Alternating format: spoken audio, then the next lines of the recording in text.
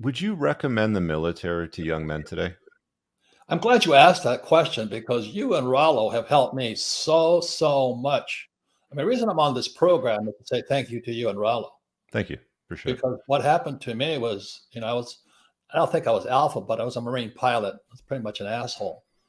And then I got married to a great woman, still married to her, but I turned into a big fat beta. Mm-hmm. And I was a very happily married man. I never cheated on my wife and all that. And I realized that was a big mistake. Not cheating. I mean, I don't cheat, even on my taxes. I pay no taxes, but I don't cheat. But anyway, I became a big fat beta. Yeah. And so when my wife left me, as you guys talk about, what 80% are initiated by the woman, Correct. and it was like taking a shotgun blast right in the chest because I love her so much. And then so my friend George Gammon gave me Rollo's book, and then he told me to watch you on because he drives a McLaren like you do. Mm-hmm. And so I'm watching you guys. And you guys are onto it. I mean, Yeah. you guys have a message that's worth talking about because, as you guys say, testosterone levels are going down. And as a Marine, I'm not LBGT. I'm a man. I like women. If you want to have sex with a man, that's your private property. It's not mine. I don't give a shit. Mm-hmm. But what you guys talk about is essential. And I asked to come on your program just to validate what you're saying. We have too many guys who aren't men anymore. There's no money. They have no money, no sex, no power. Yeah. No money, no sex, no power. That's Yeah. tragedy. Money sucks power. Yeah. Let's cover that too. But I want to go back to the question about would you recommend the military to men today? Because I mean, the military today is a lot different than the military Yeah, that you joined back in the day.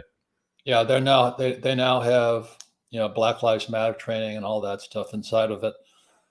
There's a Victor Davis Hanson. He did a thing about Patton. I think it's for Hillsdale College, Mm-hmm. and people should study Patton because that guy was a wild man. But he got pounded because Eisenhower and those guys were kind of my one of my best friends is a 3-star general Marine, and he fought, does his story, he fought in Vietnam, he did all this. He says, but too many generals today are bunker bunnies. They don't go on the front line. And Patton was a front line guy. Mm-hmm.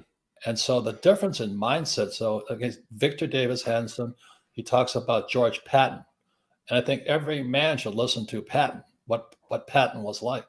Is there a piece of material that you'd recommend most? Is there a book? Is there a documentary or anything? Or No, it's Victor Davis Hanson on YouTube. He okay. spoke at Hillsdale College, Okay.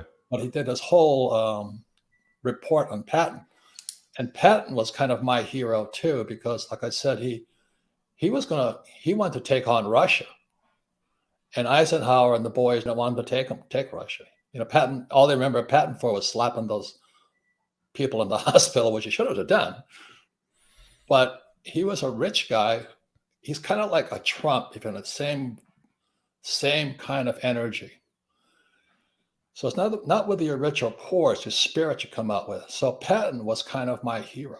My Mm-hmm. aunt was the prima ballerina of Paris, and she fought for the French underground. So when I was at school in New York at Kings Point, she used to talk to me about Patton also. The guy was a real stud. Mm-hmm. But the political generals like Eisenhower and those guys, they got the glory, but the guys like Patton are on the front line, and I'd rather be on the front line. Mm-hmm. So that's the long answer to the military. I am glad I went.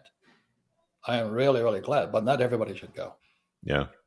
I'm not I mean I have guys that have been in the military that are asking questions about, do you think it's a good place to spend some time? And I think I mean, I see the value in the discipline, and I see the value in the camaraderie, and I see the value in, the grit that I suppose that every guy should Right, still be learning right, there. But there's just a lot. Like I've got a guy that I was coaching a couple of years ago that was a naval officer, and he was telling me all these stories of all the political nonsense that he was dealing with on the boat and female officers and the drama, and it's just like all this stuff back and forth, and it's like, he's on a trajectory to go start his own business, and the military doesn't offer him anything that would be useful to his future. So I mean, we put a plan together to basically, put an exit strategy out, because I mean, when the writing's on the wall and you see it, then it's just like, okay, enough's enough. We have to accept this and surrender that this is the environment that we're in today. We're not going to change it by protesting or complaining to a CO, right? Well, let me add this. You saw what happened in Afghanistan, right? Yeah. They That, just that was they pure just left. treason. That was absolute treason. That was And the horrible. guy they put in jail is that Marine Lieutenant Colonel who criticized the Joint Chiefs of Staff. Yeah, They should put the Joint Chiefs of Staff and Biden in jail for what happened in Afghanistan. That was yeah, treason. yeah. But they put this Marine Lieutenant Colonel in jail. What is wrong with this country? Yeah, that was I don't know how many years that war was, but it's like they basically spent all that time and money in Afghanistan, and all these men lost their lives to basically replace the Taliban with the Taliban. That's what they ended up with. But what are you going to do? Yeah, the military is a interesting conversation these days, especially with the topics around Russia and China and what's going on between China and Taiwan right now, and how that's going to affect things here.